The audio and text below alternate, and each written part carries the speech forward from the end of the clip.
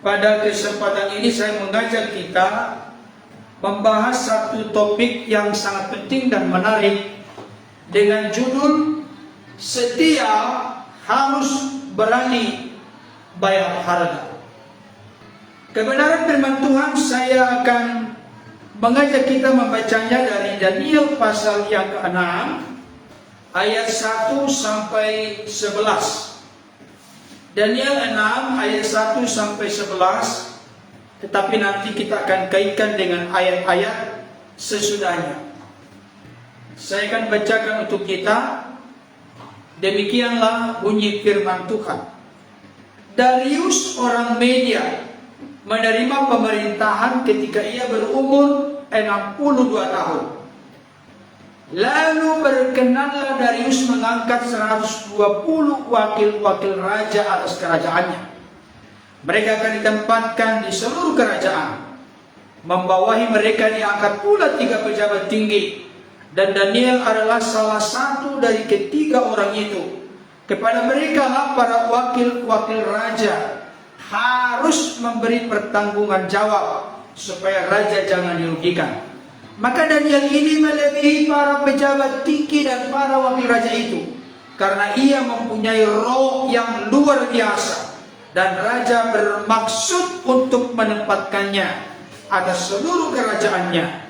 Kemudian para pejabat tinggi dan wakil raja itu mencari alasan dakwaan terhadap Daniel dalam hal pemerintahan, tetapi mereka tidak mendapat alasan apapun atau sesuatu kesalahan, sebab ia setia dan tidak ada didapati sesuatu kelalaian atau sesuatu kesalahan padanya. Maka berkatalah orang-orang itu, kita tidak akan mendapat suatu alasan dakwaan terhadap Daniel ini kecuali dalam hal ibadahnya kepada Allahnya.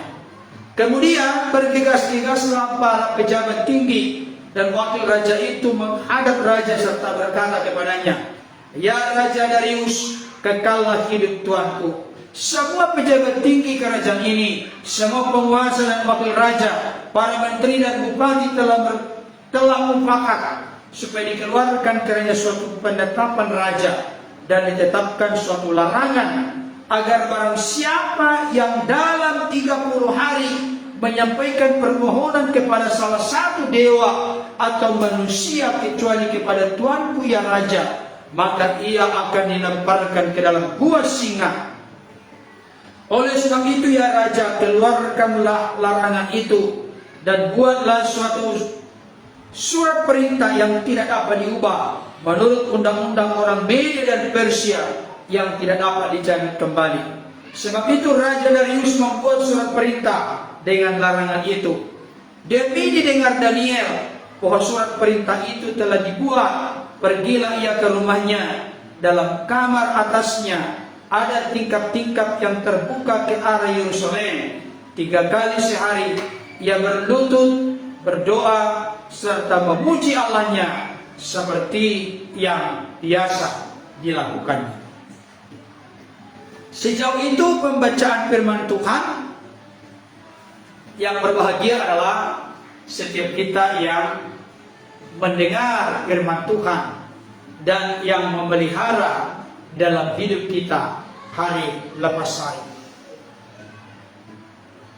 Seperti saya sudah katakan tadi, bahwa topik atau tema kita pada kesempatan ini, setia harus berani bayar harga. Sekali lagi, setia harus berani bayar harga. Tuhan memanggil kita bukan menjadi umat atau orang-orang yang tidak setia. Tuhan memanggil kita, Tuhan menghendaki dan merindukan supaya setiap kita yang telah percaya dan menerima Yesus sebagai Tuhan dan Juru Selamat dalam hidup kita masing-masing. Dengan kata lain, kita yang sudah mengalami pengalaman pribadi, perjumpaan pribadi dengan Tuhan, harus dibuktikan dengan satu kata, setia. Ini dia. Tidak ada kualitas kekristenan yang benar-benar bermutu dan berkenan di mata Tuhan kalau tidak didasari dengan kesetiaan atau setia. Saudaraku yang dikasihi Tuhan, saya akan bertitik tolak kebenaran firman Tuhan dari ayat yang kelima. Dikatakan demikian. Mari kita soroti kembali Daniel 6 ayat 5. Kemudian para pejabat tinggi dan wakil raja itu mencari alasan dakwaan terhadap Daniel dalam hal pemerintahan. Tetapi mereka tidak mendapat alasan apapun atau sesuatu kesalahan. Sebab apa? Sebab ia setia dan tidak ada didapati sesuatu kelalaian atau sesuatu kesalahan padanya. Perhatikan Bapak Ibu Saudara. Di sini dikatakan kemudian para pejabat tinggi dan wakil raja.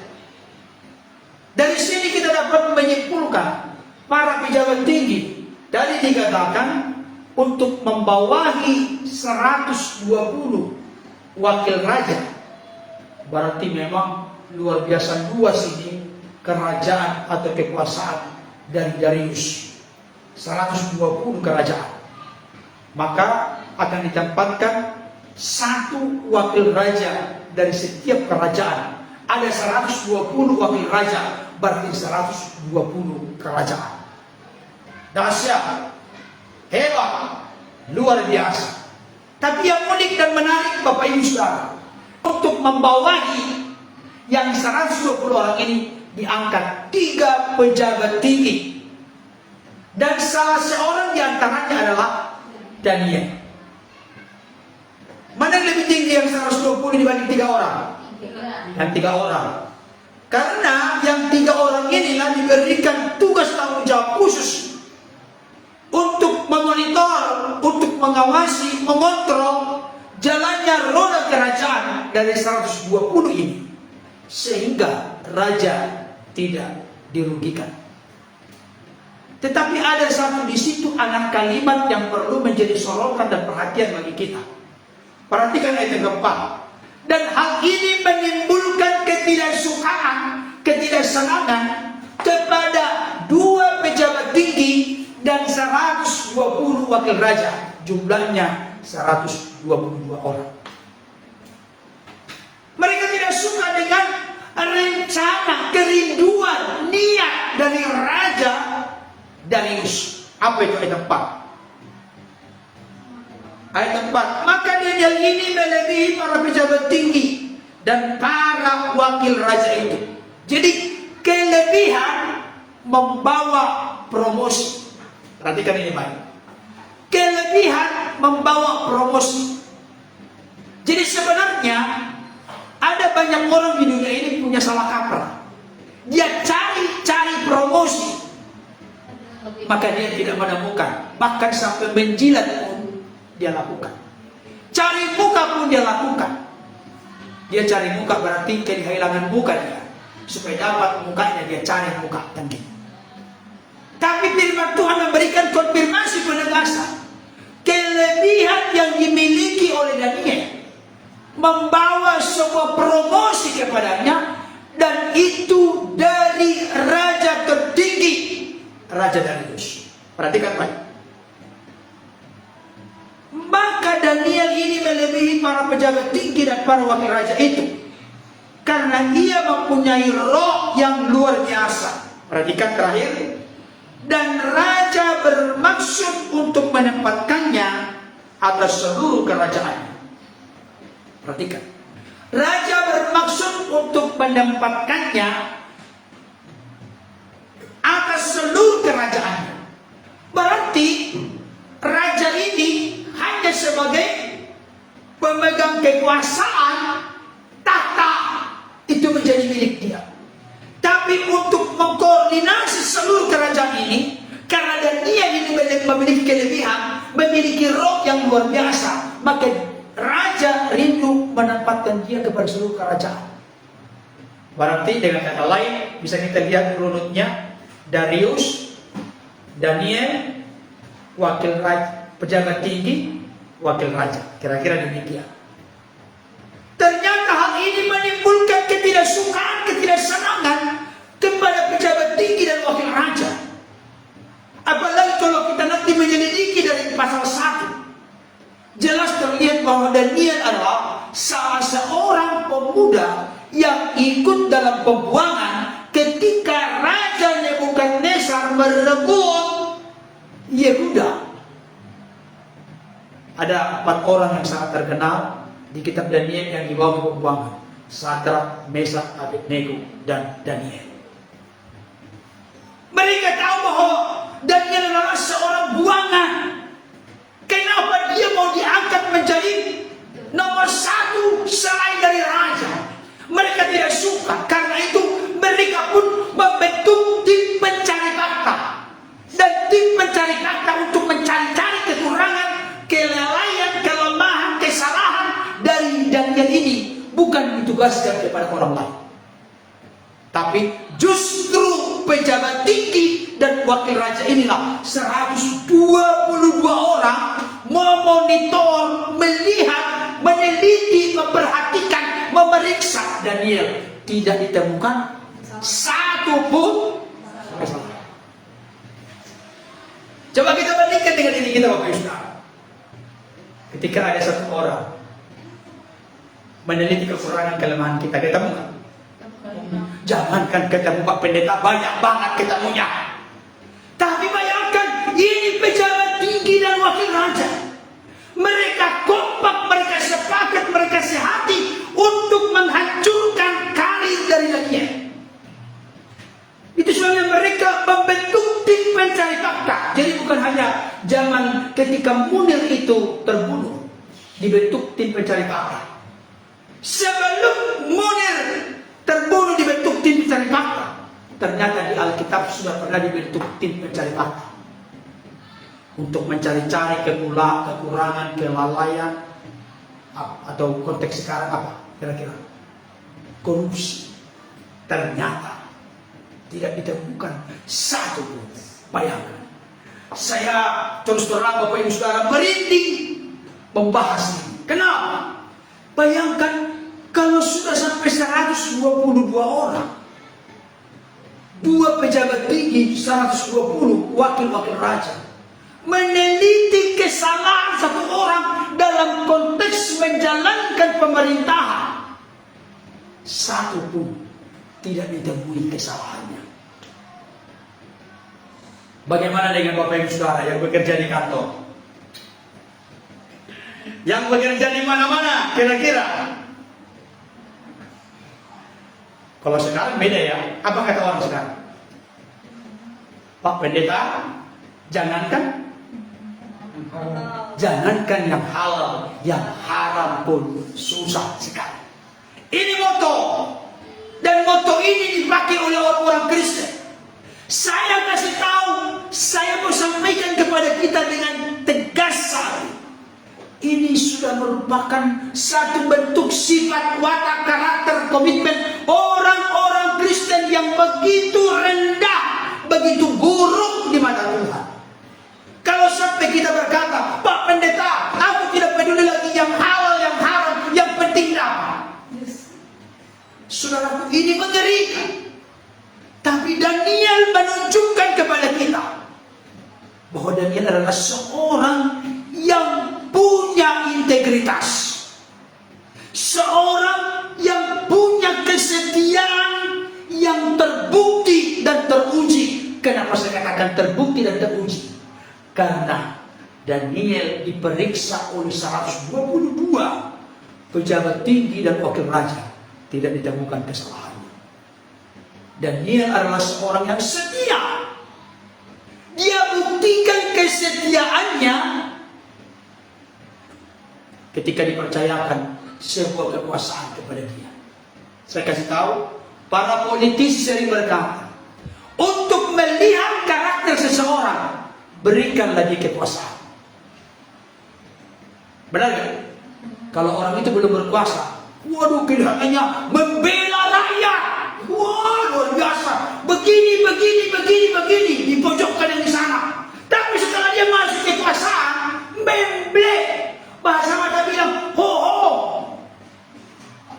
bicara sama sekali. Kalaupun bicara hanya memperjuangkan kepentingan diri sendiri. Ini tidak mengeneralisir, tapi ada oknum-oknum tertentu. Saya kasih tahu, yang korupsi di lembaga pemerintahan Indonesia ini bukan orang-orang bodoh, tapi orang-orang pintar, bahkan mungkin punya gelar S1, S2, S3, dan lain sebagainya. Saudaraku yang dikasih oleh Tuhan, mari kita perhatikan ayat yang keempat. Dan raja bermaksud untuk menempatkannya atas seluruh kerajaannya.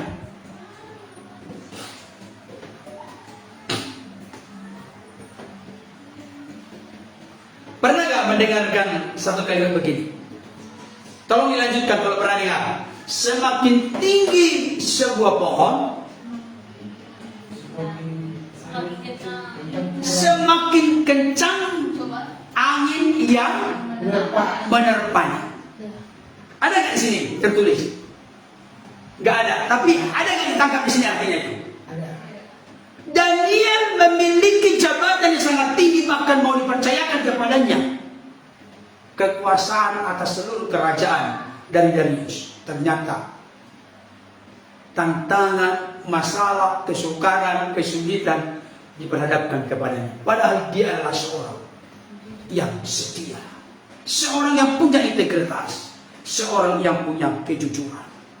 Saudaraku yang dikasihi oleh Tuhan, saya mau sampaikan kepada kita saat ini, setia tidaklah semudah membalikkan telapak tangan. Setia bukanlah sesuatu yang semudah yang kita bayangkan. Oke, kita berkata begini, Pak Pendeta, aku punya tekad, punya komitmen untuk setia. Ternyata tekad dan komitmen pun belum cukup untuk setia. Ini penting, Bapak Saudara. Orang yang setia itu dan terbukti kesetiaannya ketika diperhadapkan dengan ujian dan tantangan kehidupan.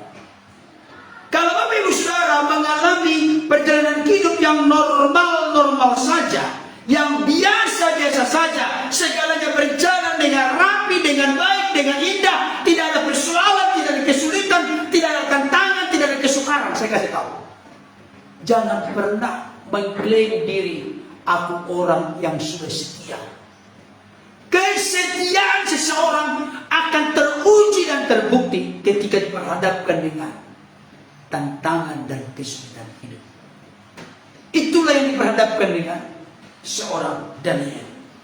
Apa yang terjadi dengan Daniel ini? Daniel siap membayar harga, apapun harganya dan berapapun harganya.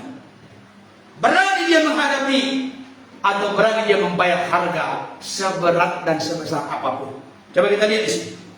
Saudara dikasih Tuhan, coba kita perhatikan baik. Kalau kita jujur dan terbuka, Bapak Ibu Saudara, ketika ada di dalam pekerjaan, ada nggak orang-orang yang tidak suka? Ada. Apalagi misalnya seseorang itu dekat dengan bos. Dekat dengan bos bukan cari muka, tapi karena menunjukkan prestasi, benar? Akhirnya menjadi disayang, diperhatikan, dipedulikan bos. Kemarin, perhatikan baik ya. Kemarin itu saya menelepon, kalau bahasa Batak itu disebut memanggil bor. Adik saya, opung kata adik. Dulu waktu mereka masih kecil-kecil, orang sekampung kami berkata, dasar anaknya si Abi itu orang-orang bodoh. Mohon maaf, orang-orang tolol semua. Tidak ada yang pintar. Tapi ternyata Bapak Ibu Saudara, dengarkan baik, ternyata perkataan itu diperhatikan oleh anak-anaknya. Diperhatikan. Yang sangat luar biasa. Sekarang beliau sudah menikah. Saya sangat bangga dengan beliau. Kalaupun bukan saya sangat bangga dengan beliau. Beliau bercerita ke saya, bersaksi lewat telepon. Dia manggil saya Bapak Tua, Bapak Tua. Saya sangat bangga dan senang. Ternyata melalui perkataan-perkataan orang yang begitu menghina dan merendahkan saya. Bahkan kami sekeluarga, anak-anak bapak sama mama, dibilang kami orang bodoh. Bahasa wadahnya, holan akajol manao tulus dia lakoni. Anak-anak dari bapak dan ibu itu orang-orang bodoh semua. Itu sangat tersimpan di hati kami. Memang sedih saat itu. Tapi itu memacu, memicu, mendorong, merangsang, menyemangati kami untuk belajar. Akhirnya dia masuk sekolah tinggi teologi. Ketika dia masuk sekolah tinggi teologi, dia lulus. Selama di sekolah tinggi teologi, dia melakukan penyerahan yang total kepada Tuhan. Sebelum dia lulus, ternyata rektor dari sekolah tinggi teologi ini memiliki relasi dengan, kalau pernah dengar, pemilik langsung Hotel Seruni. Pernah dengar? Hotel Seruni. Jadi rektor ini berkata kepada pemilik langsung Hotel Seruni, Pak, kalau mau cari keuangan, pakailah dia. 5 tahun saya didik dia. Dia orang yang sangat punya integritas. Pakai dia jadi keuangan. Karena referensinya dari seorang rektor kepada pemilik Hotel Seruni, maka dia pun diterima menjadi karyawan staf di sana, menjadi anak kesayangan sekarang. Mereka panggil Om. Bayangkan, mobil dikasih. Bayangkan yang tadinya dibilang orang bodoh ini, keturunan orang bodoh, dia dikasih mobil, kalaupun mobil kantor, dikasih sepeda motor. Sekarang dia membangun rumah, ditolong, dibantu. Namanya Mintan. Mintan, apa yang kamu perlu sekarang? Ya, tolong doakan ya Om, kami merencana untuk renovasi rumah. Membeli rumahnya ya dari Obi, dari Simosi, dari Bosi. Dia udah menikah sama warga Utara. Sangat luar biasa sekali. Jadi saya mau sampaikan, dengarkan Bang. Ada orang-orang yang tidak suka di sekeliling kita, tapi jangan hidup kita ditentukan oleh orang lain. Tetaplah komitmen, tetaplah berserah kepada Tuhan, tetaplah setia, tetaplah menjadi orang yang jujur, orang yang dapat dipercaya, punya integritas, sehingga kita menjadi orang yang disayang oleh bos. Ketika kita orang yang disayang oleh bos, percayalah, seperti saya katakan tadi, prestasi menghasilkan promosi. Tulis status. Tulis status. Prestasi menghasilkan promosi. Jangan cari-cari muka, promosi dong gue, promosi. Saya kasih tahu, kualitasmu rendah. Tapi kalau kau tunjukkan kejujuranmu, mana yang benar? Pulang, datang lebih lama, pulang lebih cepat. Mana yang benar? Ada di sini begitu? Datang lebih cepat, pulang lebih lama. Itulah yang dilakukan oleh itu pembangunan. Datang lebih cepat, pulang lebih lama. Orang sudah ini semua tinggal hanya office boy ada di sana, gelap-gelap di situ mengerjakan.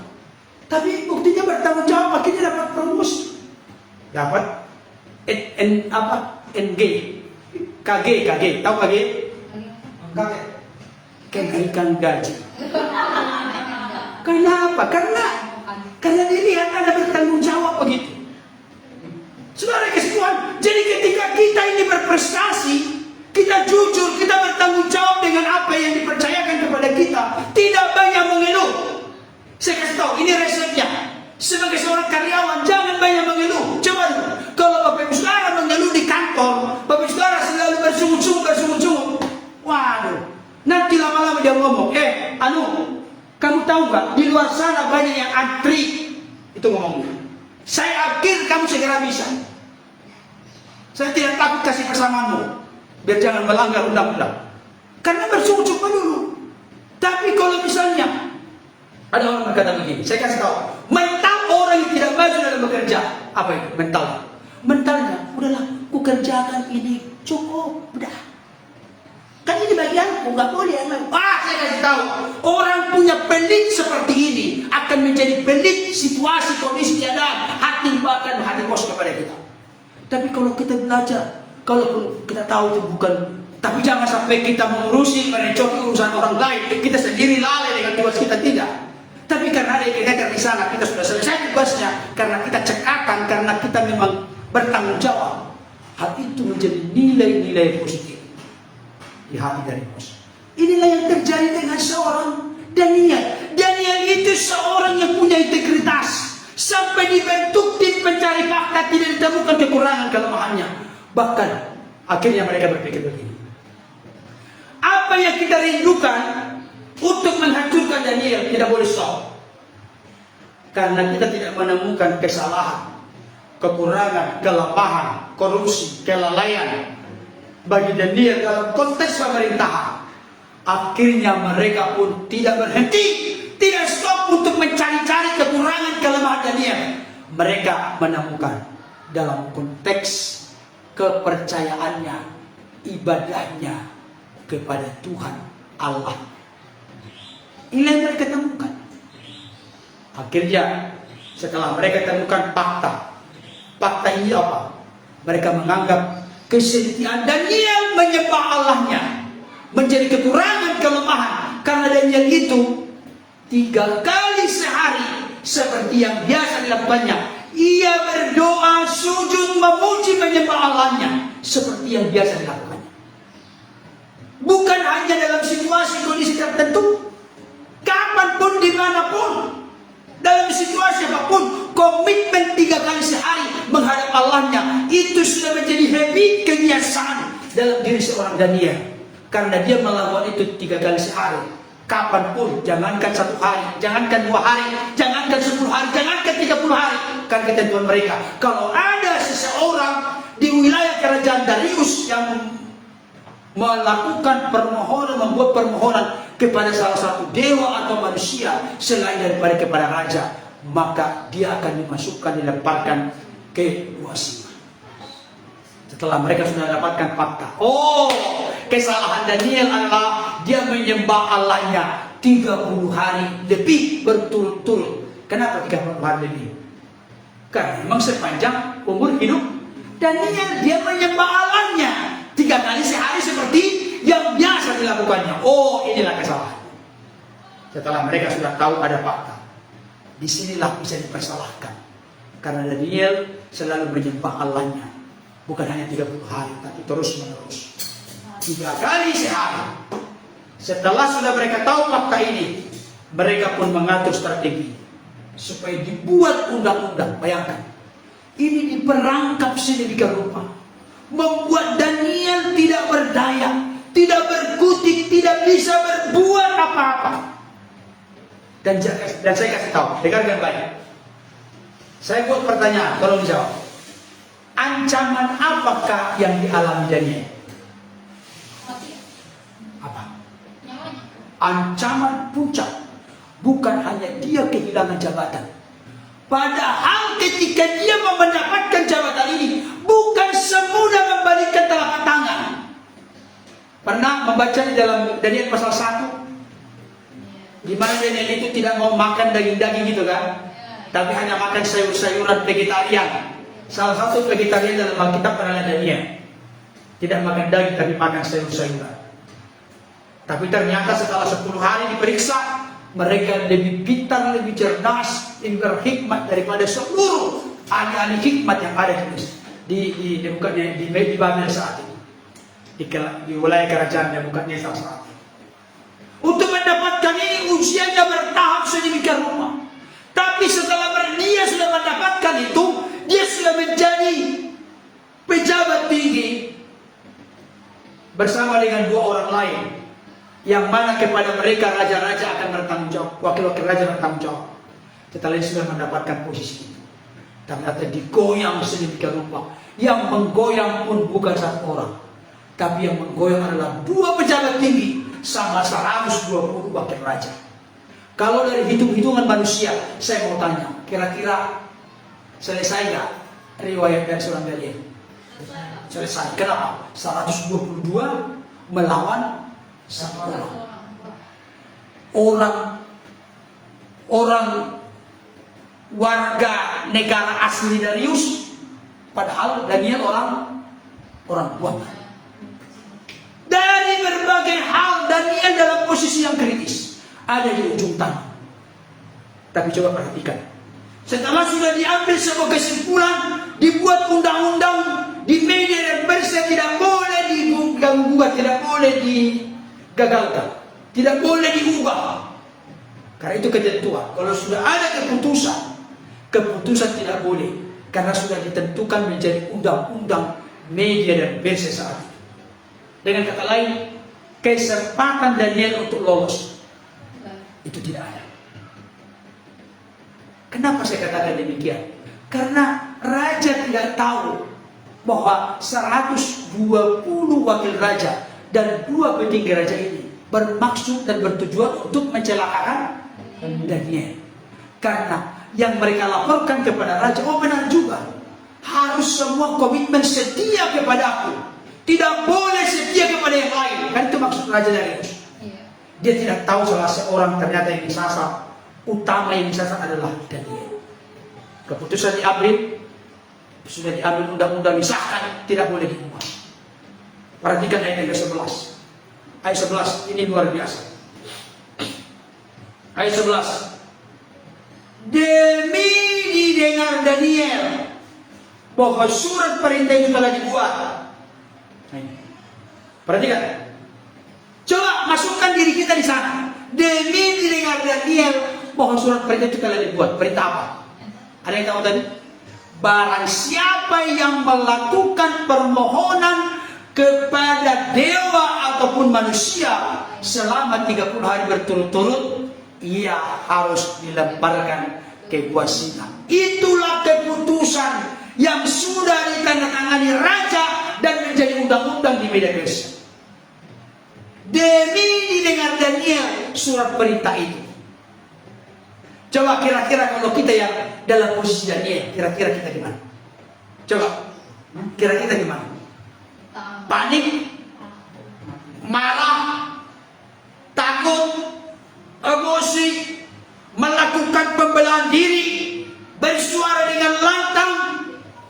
Gimana kira-kira? Kalau kita misalnya di sini seperti Daniel, maka kita akan langsung bertemu dengan siapa? Untuk mengatasi semua ini, karena ini masalah. Taruhannya bukan hanya jabatan, bukan hanya uang, tapi taruhannya adalah nyawa. Kira-kira kita kemana langsung pergi? Ke Darius. Tuanku Raja, begini. Tolong begini. Mereka punya yang jahat begini. Semuanya kita akan kerahkan sedemikian rupa. Coba bayangkan. Saya diajarkan oleh Tuhan melalui sikap Daniel ini. Ketika kita sepertinya sudah berada di ujung tanduk, bahaya nyawa yang mengancam, saya mau kasih tahu, jangan langsung kecut, tawar hati, kecewa, putus asa, marah-marah. Jangan, Bapak Ibu Saudara. Saya mau kasih tahu, ini dalam konteks ini luar biasa Daniel. Jarang orang Kristen ditemukan seperti orang ini sekarang. Jarang. Nyawa taruhannya. Tapi demi dengan Daniel bahwa surat perintah itu telah dibuat, telah diputuskan, telah diundang-undangkan, tidak boleh diganti, tidak boleh direvisi, tidak boleh diubah. Tapi yang Daniel lakukan apa? Pergilah ia ke rumahnya. Dalam kamar atasnya ada tingkat-tingkat yang terbuka ke arah Yerusalem. Perhatikan ya. Dalam kamar atas, jadi ada kamar atas. Sebenarnya saya usulkan kepada Bapak Ibu Saudara yang menyaksikan, mendengarkan secara langsung live, Bapak Ibu Saudara yang hari setelah tatap muka, dalam kamar yang di atas, kalau Bapak Ibu Saudara punya berkat, saya kasih usul dan masukan. Sebenarnya kita perlu menyiapkan ada kamar khusus bagi kita untuk berdoa kepada Tuhan. Saya tidak sedang mengutuskan kalau begitu di kamar kita jangan boleh, di mana-mana boleh. Tapi kadang-kala kan aktivitas kita kan bermacam-macam di ruangan itu. Tapi ada kita tempatkan. Dulu kita waktu di Sawangan kita tempatkan, kita buat satu tempat khusus untuk berdoa. Saya tidak merohani-rohanikan, memang beda suasananya. Karena memang aktivitas kita di sana kalau aktivitas kita berdoa kepada Tuhan, memuji, menyembah Tuhan. Jadi pengertian kudus itu dipisahkan dari sesuatu yang lain, dikhususkan untuk tujuan tertentu. Tapi tolong ini jangan menjadi patokan ya. Pak Pendeta kalau begitu berarti tidak sah berdua kalau di kamar sendiri.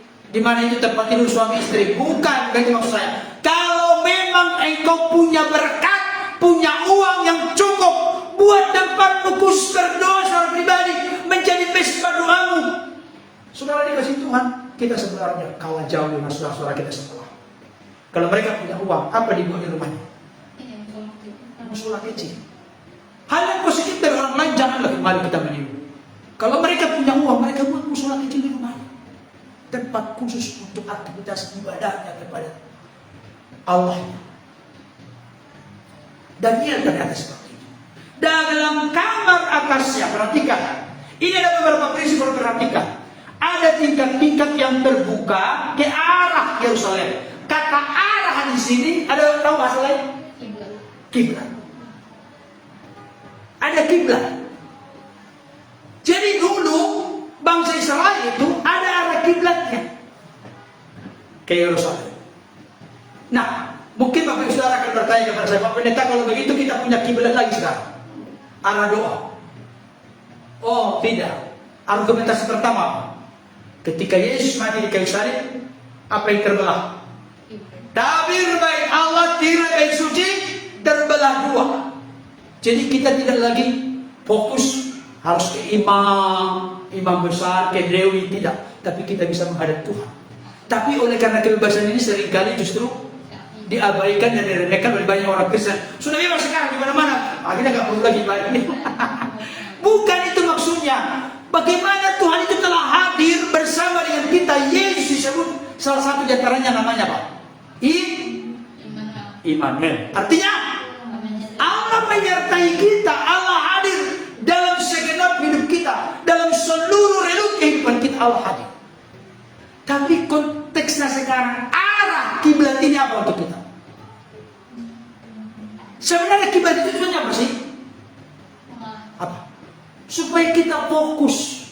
Itu sekarang konteksnya. Fokus, konsentrasi, mengarahkan hati kita kepada Tuhan. Kenapa ke Yerusalem? Karena saat itu bait Allah berpusat di Yerusalem. Jadi itu maksudnya, bait Allah itu dulu diyakini oleh orang Yahudi adalah bait Allah yang mana kemuliaan sekinah dari Tuhan itu hadir di sana. Karena ada di sana apa? Taut perjanjian. Ya, harus tahu juga taut perjanjian. Kan ada halaman, ruang kudus, ruang maha kudus. Di ruang maha kudus lah ditempatkan taut perjanjian. Di dalam taut perjanjian ada apa? Tongkat Musa, apa lagi? Dua logatu sama mana? Itu dia. Itu ada pengertian semua. Jadi fokus itu maksudnya. Ya, baru di sini dikatakan ayat 11, 3 kali sehari ia berlutut berdoa serta memuji Allahnya. 3 kali sehari. Kalau kita berapa kali? Inilah yang saya katakan, pernah seorang jemaat berkata kepada saya, Pak Pendeta, tadi Pak Pendeta berkhotbah 3 kali sehari, saya juga 3 kali sehari. Mantap Pak, saya bilang. Tunggu dulu, kata dia. Ada kenapa Pak tunggu dulu? Iya, maksudnya doa makan pagi, doa makan siang, doa makan malam. Tapi puji Tuhan juga sih, dia doa makan pagi, doa makan siang, doa makan malam. Saya seringkali menemukan bapak-bapak orang Batak. Kalaupun saya di situ, tetap juga nggak berdoa. Tapi pernah, nggak usah sebutkan nama lah. Ada di sini pernah seorang bapak, saya datang ke rumahnya. Mereka pas mau makan, ayo Pak Pendeta, ayo abang kita makan, ayo makan. Oke makan. Saya baru makan, saya bilang. Kebetulan memang saya berangkat dari sini, udah selesai makan. Silakan makan saya bilang. Ya namanya orang Batak kan, dada kiri kan. Langsung gini tangan ini kan. Udah lapar dia kan. Langsung gini ini, jadi artinya berapa kali yang di piring ini hampir penuh, udah selesai dimakan. Saya bilang, kenapa kamu Pendeta? Jangan begitu, doa dulu. Oh ayo, belum ada 10 detik, udah amin. Bayangkan, banyak orang Kristen jangankan dulu berdoa secara khusus tentang pergumulan, masalahnya, doa syafaat dan lain sebagainya. Berdoa makan pun sekarang ada yang tidak berdoa sebelum makan. Coba bagaimana kita dalam hidup ini mati rohani, saya kasih tahu. Orang Kristen yang sampai makan pun tidak berdoa,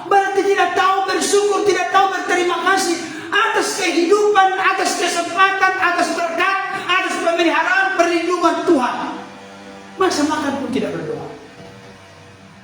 Makanya seringkali saya kasih usul. Kalau ada orang Kristen, dia lupa makan, itu lumayan sering begitu. Dia lupa. Saya langsung kasih usul. Yang ada di mulut yang belum dikunyah dan bahkan sudah sempat ditelan dan yang di perut, didoakan sekali. Tuhan, nasi atau makanan yang sudah masuk ke perut itulah. Kan akhirnya dia berdoa lagi kan. Tapi karena lupa, di mulut juga masih ada, di tangan juga masih ada. Coba bayangkan. Ya kalau memang kita udah makin tua, makin sering lupa ya, mengertilah Tuhan di situ. Tapi kalau itu habit, kebiasaan, tidak suka untuk berdoa, makan pun tidak berdoa. Bapak Ibu Saudara, ada di sini suami-suami yang begitu, suami-suaminya nggak berdoa sebelum makan, ada nggak?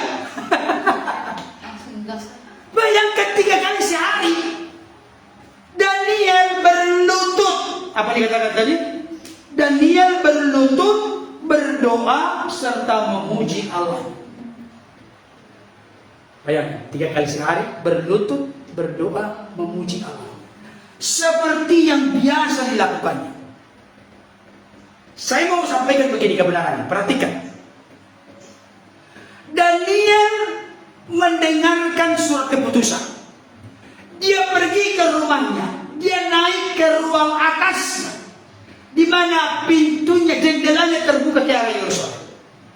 3 kali sehari dia berlutut berdoa dan memuji Allahnya seperti yang biasa dilakukannya. Saya kasih tahu dengan baik. Ada di sini kebenaran penting yang perlu menjadi soal perhatian bagi kita. Apa itu? Daniel itu bukan orang percaya yang TPP. Nah, maksudnya dia melakukan ini bukan karena ada ancaman akan dimasukkan ke gua singa, tidak. Nah, maksudnya apa pembelajaran berharga untuk kita? Ada banyak orang Kristen ketika sudah dilanda oleh masalah, dibanjiri oleh kesulitan, dibanjiri oleh sakit penyakit, mungkin sudah sedang ngompak. Bagaimana berdoanya? Makin kencang atau makin berkurang? Oh, makin kencang. Karena apa? Karena masalahnya besar. Saya kasih tahu. Mau ada masalah, tidak ada masalah. Mau ada beban, tidak ada masalah. Beban. Daniel itu sudah merupakan habit kebiasaannya.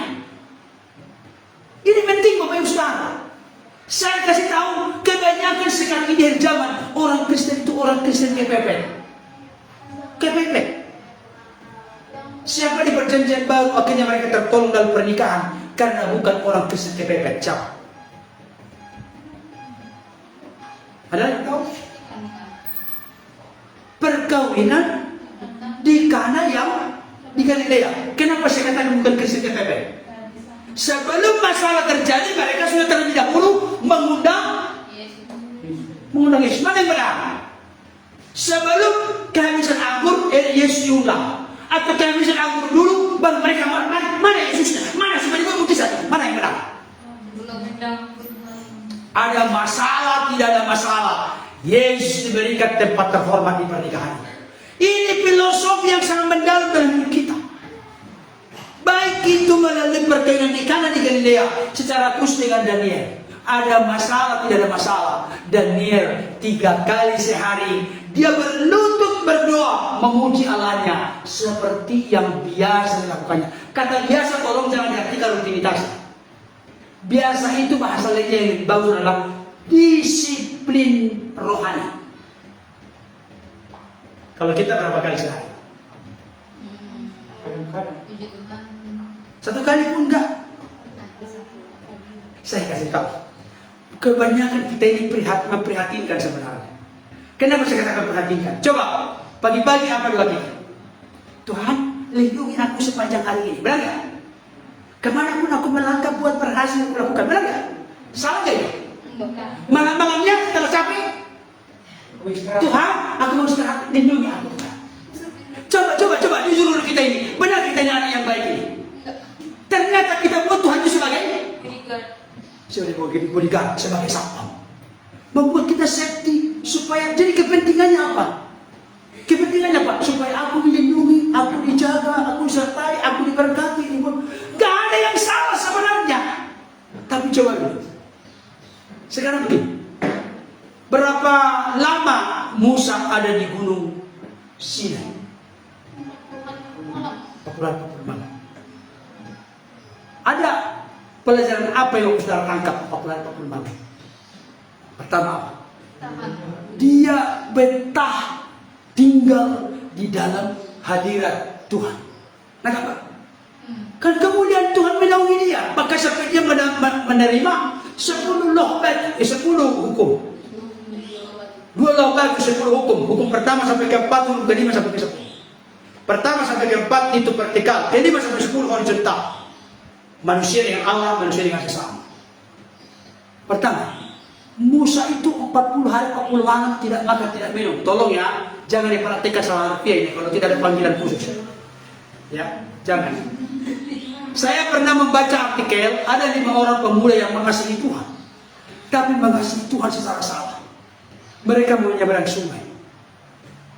Sebelum menyeberang sungai, mereka membawa gitar. Di pinggir tepi sungai, mereka pujian dan penyembahan. Tiada yang mustahil bagi orang percaya. Allahku sanggup. Dan seterusnya macam-macam. Pujian penyembahan mereka di pinggir sungai. Setelah selesai, mereka ambil konklusi kesimpulan. Sebagaimana Petrus berjalan di atas air, maka kami berlima juga bisa berjalan di atas air. Dalam nama Yesus, mereka melangkah. Mereka lima-limanya mati. Innalillahi. Kenapa? Karena mereka yang memerintahkan dirinya berjalan di atas air. Saat itu siapa yang memerintahkan Yesus memerintahkan Petrus berjalan di atas air? Yesus yang berjalan. Kalau betul engkau itu guru, suruh aku berjalan di atas air. Mari datanglah, kata Yesus kan. Tapi kalau kelima pemuda ini aneh. Sebagaimana Petrus berjalan di atas air, demikian juga lah kami berjalan di atas air. Mereka pun innalillahi tenggelam. Ini bodoh, jangan bodoh. Saudaraku yang dikasihi Tuhan, mari coba kita ini kira-kira bagaimana. Kelihatan kok tidak bisa disembunyikan diri kita ini. Coba kalau kita objektif terbuka melihat diri kita. Ada di situ, di sini coba jujur dulu saat ini. Halo, kejujuran awal dari perubahan, keterbukaan awal dari pemulihan rohani kita. Adakah di sini bangun pagi, terima kasih Tuhan, Engkau telah menyertai sepanjang hari ku serta seluruh kegiatan dalam tangan. Kemana pun aku melangkah, Kau jaga dalam hidupnya. Pelihara. Setelah malamnya, Tuhan aku sudah capek, Tuhan aku mau bobo, aku istirahat. Berikan sepeda main di tenang hidup dengan sertai. Tidak ada yang lembut, tidak ada. Amin. Siapa yang berdoa begitu? Jujur. Ya itu lebih bagus daripada sok-sok aku begini. Iya. Saya mau kasih tahu kejujuran, keterbukaan Tuhan perubahan. Dan coba kita koreksi, oh ya benar juga ya firman Tuhan ini. Ternyata aku ini hanya butuh Tuhan. Tapi pernahkah kita bertanya, Tuhan, apa yang kau butuhkan dariku? Tuhan butuh loh. Jadi bukan Tuhan itu sebenarnya tidak butuh apapun. Tapi Tuhan berkenan membuat dirinya butuh kita. Karena kasihnya. Engkau telah aku tebus, aku mau membuat engkau berguna bagi rancangan dan rencanaku. Itu sebabnya, jangan pernah berpikir hanya mau menikmati Tuhan. Tapi biarlah kita dinikmati oleh Tuhan. Musa 40 hari 40 malam pertama apa? Dia betah tinggal dalam hadirat Tuhan. Yang kedua apa yang terjadi? Maka wajahnya pun ada sinar kemuliaan. Jadi kalau kita lama-lama bersekutu dengan Tuhan, kita mirip dengan Tuhan. Kalau kita tidak mirip dengan Tuhan, makin hari makin jahat. Berarti benar bersekutu kita dengan Tuhan? Tidak. Saya kasih tahu. Inilah kekuatan kesehatan dari seorang Daniel. Ada masalah, tidak ada masalah. Ada ancaman akan kedudukannya, jabatannya, termasuk nyawanya. Tetap dia punya komitmen 3 kali sehari seperti yang biasa dilakukannya. Dia setia melakukannya. Dia disiplin melakukannya. Dia komitmen melakukannya. Bagaimana dengan saudara dan saya? Jangan-jangan selama ini kita hanya fokus. Aku mau memakai Tuhan. Mana yang benar? Mana yang benar? Aku mau memakai Tuhan untuk tujuan-tujuanku, atau aku mau dipakai Tuhan untuk tujuan-tujuannya? Mana yang benar? Mana yang benar? Maksud saya, mana yang benar dijalani, dihidupi, dihayati selama ini? Mana yang benar? Aku mau bagi Tuhan tuh tujuan-tujuan. Itu tadi doanya, baca di doanya. Tuhan jangan hidup, pelihara aku dengan sempurna, tidak kurang satu apapun, jauhkan dari celaka. Amin. Malam-malam jauhkan mimpi buruk, gondoruo, mimpi jahat, apa? Amin. Sudah dikasih Tuhan, coba. Tapi kesimpulannya nanti dia bernyanyi, aku mengasihi Engkau Yesus dengan segenap hatiku. Datanglah Bapa di surga mengutus malaikat bohong. Malaikat ngomong bohong. Kenapa? Karena ada udang di balik batu. Saudaraku yang dikasih Tuhan, Daniel adalah seorang yang setia. Mari kita menjadi orang yang setia dalam hidup ini. Amin. Amin.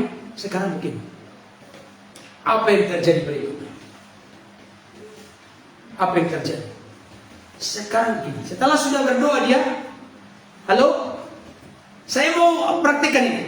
Kan Daniel berdoa, pasal 6 ayat 11. Setelah sudah berdoa, apakah ada perubahan keputusan?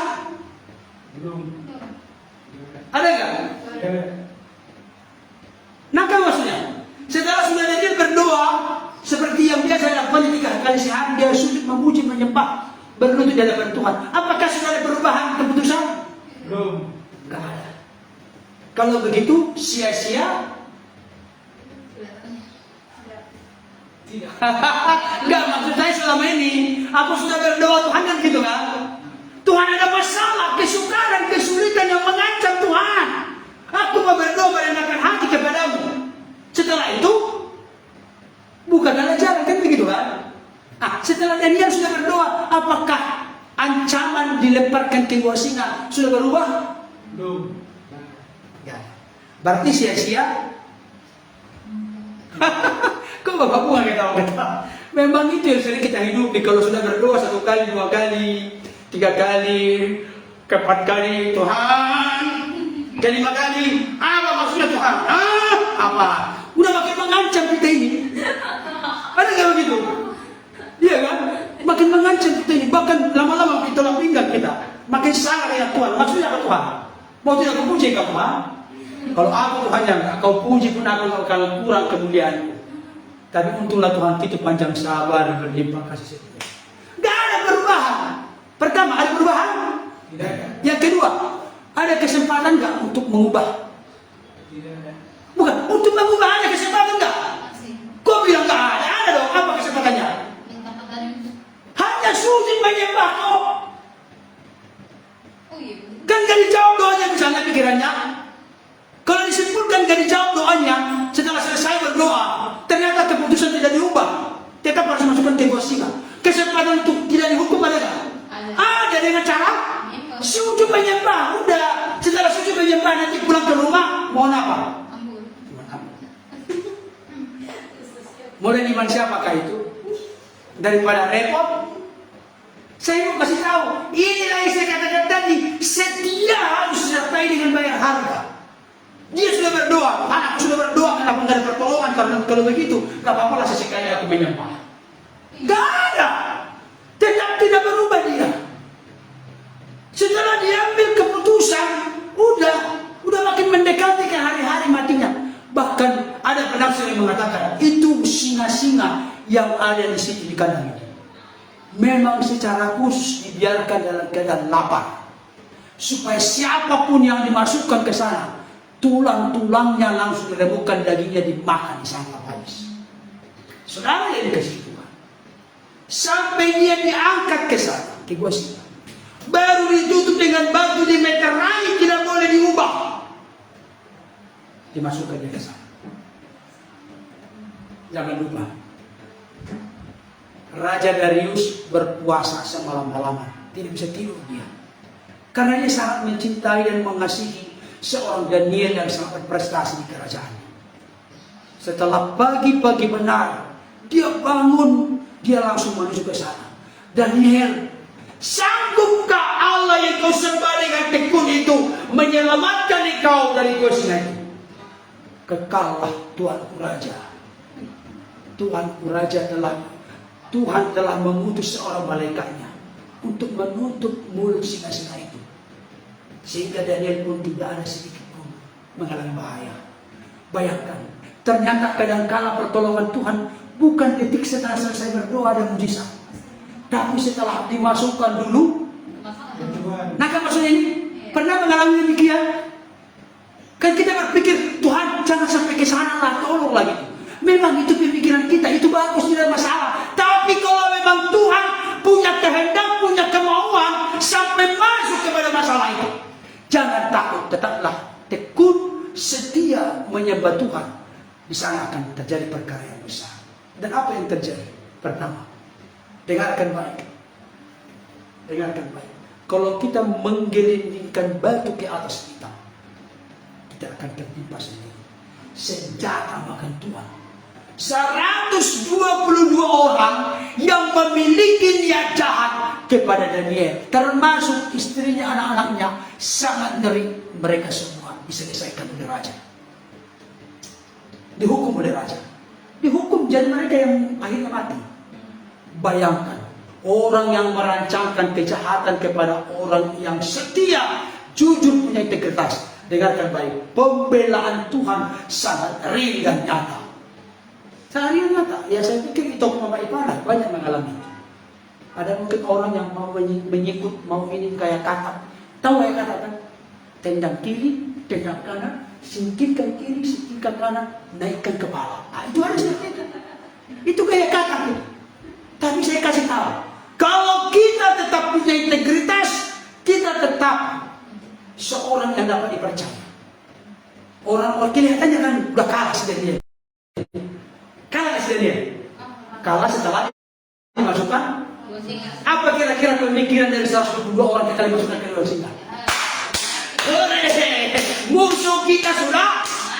Padahal mereka tidak tahu sebentar lagi bayi mereka, jabatan mereka, nyawa mereka, istri mereka, anak mereka, keluarga mereka semua dihukum oleh raja.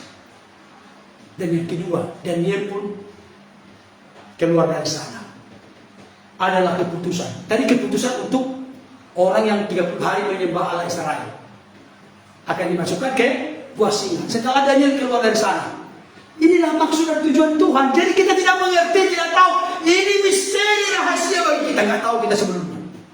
Tapi ketika peristiwa ini terjadi, raja membuat surat keputusan. Keputusan pertama tadi apa? Siapapun yang menyembah selama 30 hari selain daripada kepada raja akan dimasukkan ke buah singa. Setelah Daniel keluar dari sana, apa yang diumumkan? Ada yang tahu?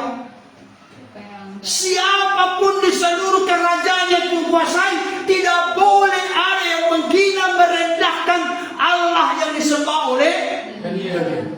Nah, mau nggak begitu? Mau nggak? Bagaimana nanti di Indonesia misalnya, siapapun tidak boleh melecehkan Yesus itu? Ada keputusan misalnya, saudara dikasih Tuhan, mau nggak demikian terjadi di Indonesia? Tapi mau nggak dimasukkan ke buah singa? Ini masalahnya. Orang-orang Kristen sekarang masih berpendapat, Pak Pendeta, buah singanya jangan. Tapi banyak orang mengakui Tuhan itu oke kan? Aduh, gila kita ini mah. Saya kasih tahu ya, kesimpulannya sederhana. Ya, prestasi akan membawa promosi. Boleh status itu. Prestasi membawa promosi, itu firman Tuhan. Yang kedua, semakin tinggi jabatan kita, semakin besar badai menerpa kita. Itu sebabnya bagaimana supaya kita kuat dan berkemenangan, bahkan melihat perkara besar. Kita teladanilah seorang Daniel 3 kali sehari seperti yang biasa dilakukannya. Tolong, kalau selama ini kita hanya berdoa, Tuhan, hendak itu kepentingan kita, kembangkanlah sedikit seperti karet. Tahu karet? Karet itu kan elastis. Kembangkan sedikit, jangan hanya tidak diapa-apain itu karet. Ya, karet yang tidak diapa-apain itu maksudnya apa? Tuhan, jaga hidupnya serta sepanjang hari. Tuhan, aku mau istirahat. Itulah karet yang tidak diapa-apain. Kalau karet yang dibelarkan begitu, artinya doa kita perluas sedikit. Tuhan, aku bersyukur, ajar aku menjadi orang yang berserah kepadamu dan seterusnya. Sehingga kita menjadi indah. Yang ketiga, jangan lupa. Kita buktikan diri kita setia ketika kita diperhadapkan dengan pilihan kehidupan. Ketika kita benar menentukan pilihan dan sesuai dengan kehendak Tuhan, di sanalah kita dikatakan siap bayar harga. Ketika kita siap bayar harga, maka kita akan melihat kemuliaan Tuhan. Amin. Kita berdoa.